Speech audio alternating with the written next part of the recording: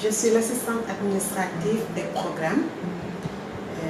Là, nous avons des programmes de master en politique économique, analyse économique de projet et le master en développement pratique. Deux programmes très intéressants. Et nous recevons des étudiants et le plus, nous recevons aussi des professionnels qui sont souvent envoyés par la structure. Pour l'admission, on demande surtout une lettre de motivation parce qu'on a besoin de savoir qu'est-ce qui motive l'étudiant à venir faire son master. Ensuite, il y a le diplôme qu'on demande, c'est le master 1 parce que ces masters sont des master 2. Donc, il faut impérativement avoir le master 1 et que ce soit vraiment un diplôme reconnu par le CAMES. Les outils que nous dispensons à nos auditeurs, c'est principalement de trois ordres. C'est des outils de technique quantitative permettant de traiter et d'analyser les informations qui sont recueillies. C'est également des outils d'analyse et d'évaluation des projets, mais c'est également le partage de stratégies de développement à travers des politiques commerciales, politiques économiques, mais également le partage d'expériences d'autres pays, des pays asiatiques et des pays du Nord. Et tous ces modules sont dispensés par des universitaires, des professionnels, mais également nos partenaires étrangers, des expatriés. Alors, à l'issue de la formation, les diplômés peuvent intégrer des établissements bancaires. Ils peuvent également intégrer des départements ministériels en charge de la planification, de l'évaluation et du suivi des projets. Ils peuvent également intégrer des institutions internationales et même prétendre à une inscription en thèse. Alors, la particularité que nous avons avec ce programme, c'est que ça regroupe des auditeurs qui nous viennent de plusieurs disciplines. Et c'est ce qui fait même la richesse de ce programme.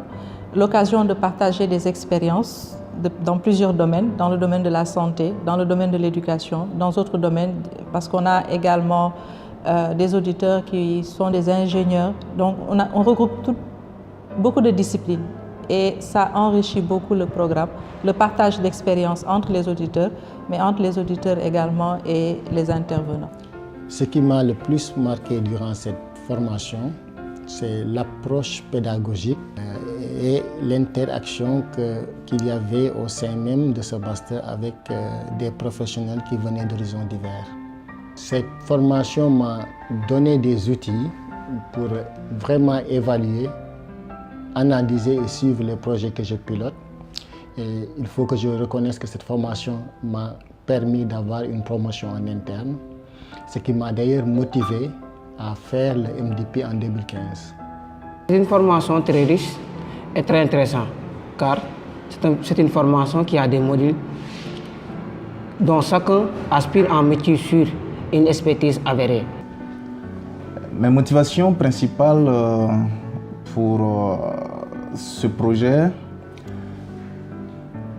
portent essentiellement sur l'appropriation du cœur de métier de la structure qui m'emploie en vue d'être plus efficace dans mon travail.